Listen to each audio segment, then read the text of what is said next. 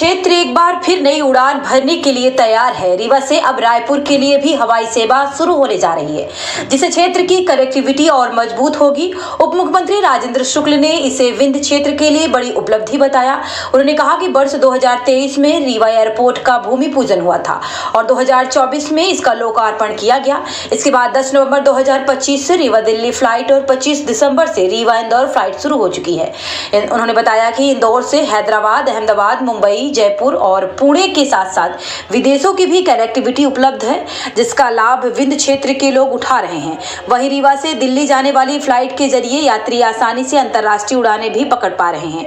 अब रायपुर के लिए उड़ान शुरू होने से विंध्य क्षेत्र चारों दिशाओं में हवाई सेवाओं से जुड़ जाएगा। इससे पर्यटन और उद्योग को बढ़ावा मिलने की उम्मीद है। उप मुख्यमंत्री ने बताया कि वो आज शाम 4 बजे रायपुर के लिए पहली उड़ान में रायपुर जाएंगे। 4 बजे रायपुर पहुंचेंगे। कुल मिलाकर रीवा एयरपोर्ट विंध्य की तस्वीर बदलने की दिशा में एक बड़ा कदम साबित हो रहा है। इसी तरह की सटीक जानकारी के लिए चैनल को सब्सक्राइब करें। देखिए, ये बहुत बड़ी उपलब्धि मिल रही है कि रीवा एयरपोर्ट 2023 में भूमि पूजन हुआ, 24 में इसका लोकार्पण हुआ और 10 नवंबर से रीवा दिल्ली की फ़्लाइट शुरू हुई। 25 दिसंबर से रीवा इंदौर की फ़्लाइट शुरू हुई और इंदौर से न सिर्फ हैदराबाद, अहमदाबाद, बेंगलुरु, बॉम्बे, जयपुर, पुणे की कनेक्टिविटी है, बल्कि विदेशों की भी कनेक्टिविटी रीवा से इंदौर होते हुए बॉम्बे और फिर विदेशों में भी कनेक्टिविटी का लाभ विंध्य के कई लोग अभी तक ले चुके हैं। रीवा से जो दिल्ली फ्लाइट जाती है वो भी एयरपोर्ट के बाहर गए बिना रात में 10 बजे पहुंचती है और सारी विदेशी फ़्लाइटें जो हैं वो 12 बजे के बाद होती हैं। तो बहुत से लोग इसका लाभ उठा रहे हैं लगातार। इसलिए यदि हम ये कहें कि रीवा की कनेक्टिविटी सीधे विदेश से हो गई है तो वो भी उतना ही सही है। और अब ये रीवा से रायपुर पूर्वी दिशा की ओर चारों तरफ हवाई सेवा की सुविधा विंध्य क्षेत्र के लोगों को जो मिलने जा रही है, उससे न सिर्फ विंध्य क्षेत्र में पर्यटन को बढ़ावा मिलेगा, उद्योग निवेश को बढ़ावा मिलेगा, बल्कि आर्थिक गतिविधियाँ भी तेज हो जाएंगी और धार्मिक पर्यटन, वाइल्ड लाइफ का पर्यटन और इन सब चीज़ों को बल मिलेगा।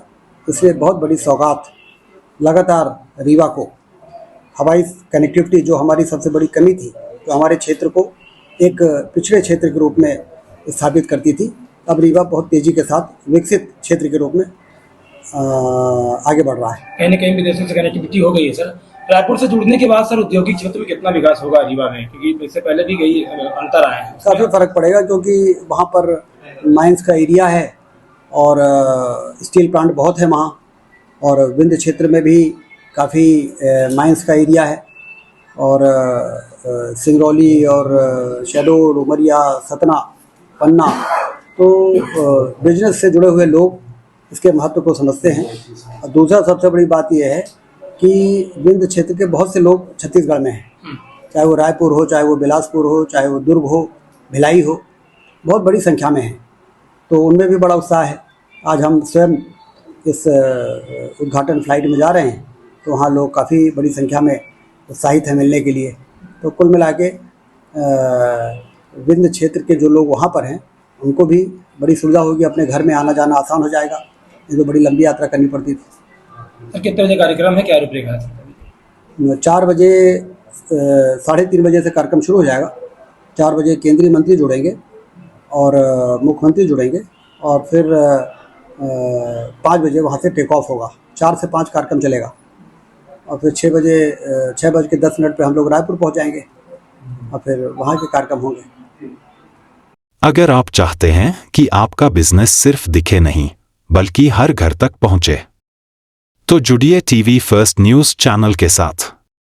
हमारा चैनल रोजाना हजारों दर्शकों तक सच्ची और तेज खबरें पहुंचाता है, जिससे आपके विज्ञापन को मिलती है ज्यादा रीच, ज्यादा भरोसा और ज्यादा ग्राहक।